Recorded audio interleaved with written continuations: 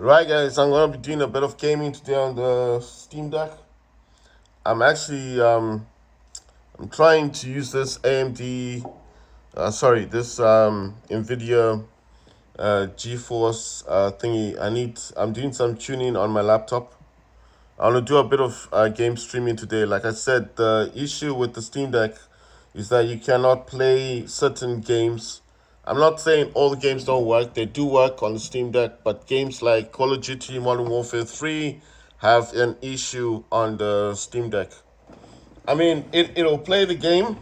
The game does work, but I think if I stream it from my laptop, the experience will be better, you know? So what I'm saying is the game works on the Steam Deck. It does work. If you want to play it on your Steam Deck, Call of Duty Modern Warfare 3, it does work. But from my experience, I just think it's better to stream the game. So if you do have the game, you want to play the game on your Steam Deck, it will work. But I do feel like if you have a laptop that is capable of playing Call of Duty Modern Warfare 3, then it might be a better option just to stream the game. So streaming is quite simple. Just ensure that your laptop is actually connected to your Steam Deck. Right now, I'm just gonna start up Windows Mobility Center. So these are the things that I do start up on the laptop. I don't know what's up with the Steam Deck today. It's just acting a bit weird, a bit strange. I had set it up already. I set everything up in the morning. As I wanted to play the games, and then suddenly just acting up, just doing weird things. I don't know. I think it's because usually when I'm playing on the Steam Deck, I do overclock the Steam Deck. So I do not play the Steam Deck like other people. I mean, most people would not be overclocking the Steam Deck. So how do I overclock Steam Deck? I use this software called AMD Power Control Panel. And what this does, it will allow the Steam Deck to actually use more than the actual voltage that the Steam Deck actually uses. I normally overclock the Steam Deck by 50 watts. I went by increments. So when I first started, I did start with about 20. I went from 15 watts to 20 watts, but that didn't do much for games. And in fact, when I use 15 watts, it actually made games look really good, really bad. So I don't know. They say it uses 15 watts to play games, but when I use the overclocking utility, and I set it to 15 watts because that's what they say on their website, that you shouldn't use more than that. So I was actually using the actual 15 watts, and like I said, the performance was really bad. So after I got really bad performance, I decided no, 15 watts was too low.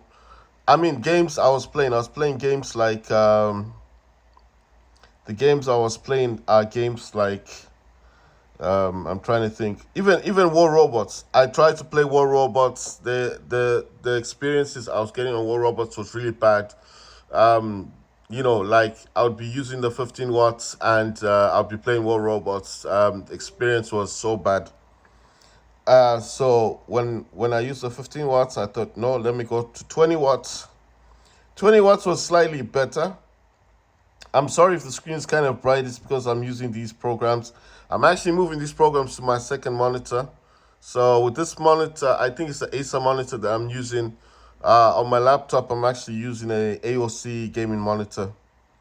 So on the laptop itself, it does use a slightly better monitor.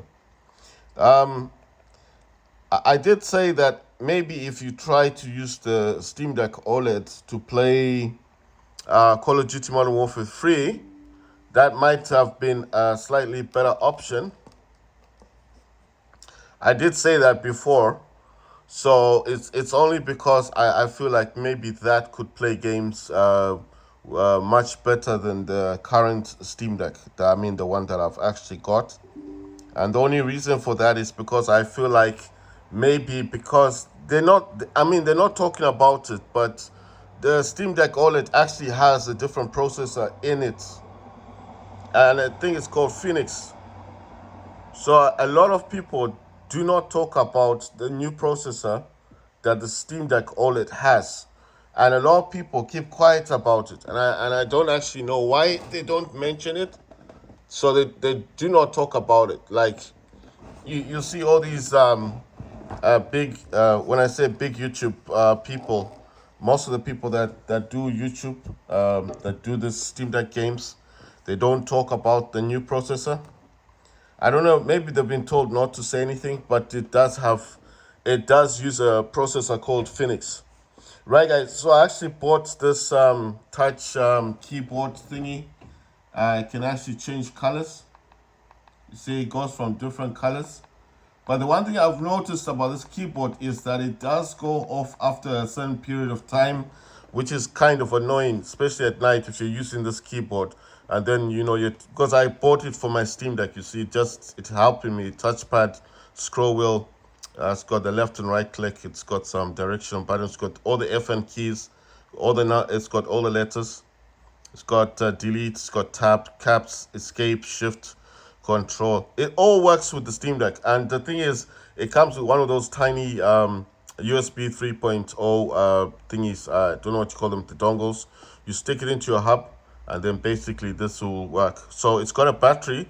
At the back of it, it's got a battery, and it's got the dongle inside. You just remove the back plate and take out the dongle, stick it to your hub or your Steam. I don't know what hub you use on your Steam Deck, and then the dongle goes onto the hub, and the battery's in here. So that's the battery right there, and the dongle will be in here. You just remove the dongle. That's the battery. It does come with a cable, which is the micro USB cable, so you can recharge this, and you recharge it from the bottom here. At the moment, I'm getting used to it, but I do like the touchpad. It's quite good. So I want to try to use this in games. So why I got this? Because I don't like using a big keyboard. I don't like using a big keyboard. I don't like using those I don't know what you call them, but I don't like using the big keyboards. So basically, I just wanted something like this that would be good for the Steam Deck, especially if I'm playing games. Sorry guys, I'm really trying to get this thing to focus. I don't know what's up with it. It's like I was using this at one point to play games, and now it's just acting weird. I don't really understand this thing. So I do want to make videos about the Steam Deck. I have a laptop. I showed you guys I've got a gaming laptop, but I do use the gaming laptop to play games. The easiest way I can put this is that the gaming laptop just makes it easier, especially if I want to play games. You understand? So I could put this here, but basically what I'm saying is, I'm using the DualSense controller to play games today. This is the PS5 gamepad. Like I told you guys, you can use DSX or you can use DualShock. DSX from Steam. You can get that for $4, or you can actually download a free version of that, which is the DualSense X. Sorry, it's Windows DS for Windows.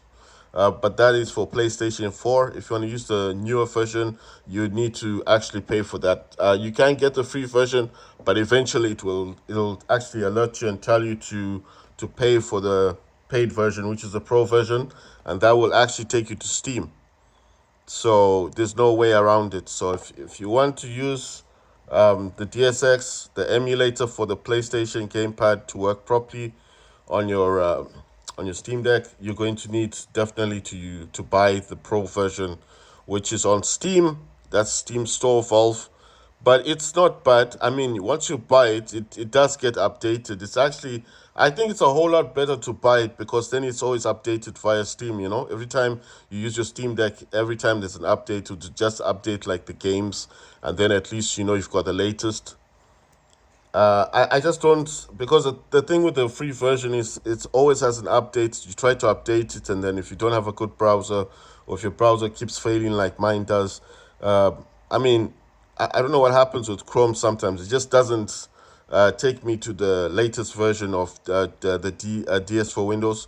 And then you're kind of using the old version, and you still have those problems that you had before, So what I'm trying to say is that sometimes it's actually a good option to have a newer version of the software you're using, especially if the software is being maintained by Valve. So that's what I'm trying to say. Sometimes you may go for a free version because it's free, but every time there's an update, it's a pain because you need to go into the website, you need to go and find that update. It's not automatic sometimes. Sometimes it will try to update, and then like right now, what happened in the background before I made the video is that as I was trying to update the actual the DS4 Windows, it crashed the entire Steam Deck. It just crashed. It just froze the Steam Deck. It was froze. Steam Deck wasn't even working. Nothing's happening with the Steam Deck, and I'm just like, I'm just thinking like, what's going on with this thing? So I was a bit baffled. I was like, what's happening? Because from the minute I was trying to update the actual software, it crashed the entire Steam Deck. The whole Steam Deck just crashed. So I had to restart the Steam Deck by forcing it to reboot from pressing this button, because you can, once it's frozen, it's very hard, to, the file explorer, everything was frozen. That's why I'm saying that it's better to use a paid version than the free version, because the paid version will always update through Steam, which won't affect the Steam Deck.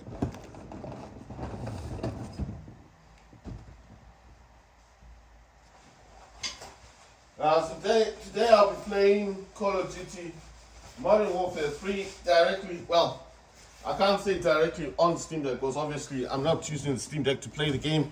Like I said, if you want to play the game properly, my suggestion is just stream the game from a laptop or a PC. I've seen some people using GeForce Now, because you can actually get the game on GeForce Now. I think you pay a membership fee like you do on Game Pass, and then obviously you play the game on your Steam Deck, and you don't need they said you don't need Windows. So I don't know what browser they're using on Steam, but you can actually play the game on the Steam Deck without the need for Windows. But I don't know what browser they're using. But I know it's GeForce Now. All you need to do is pay a membership form.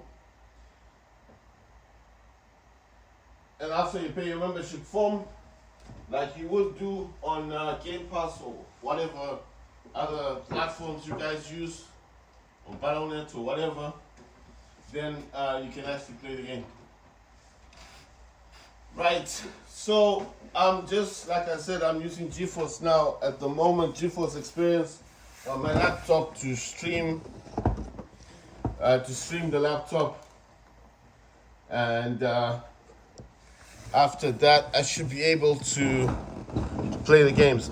I really don't know what's going on with my tripod. It's like it doesn't want me to make videos or something. I don't really know. I'm really trying my level best to kind of understand why this is happening.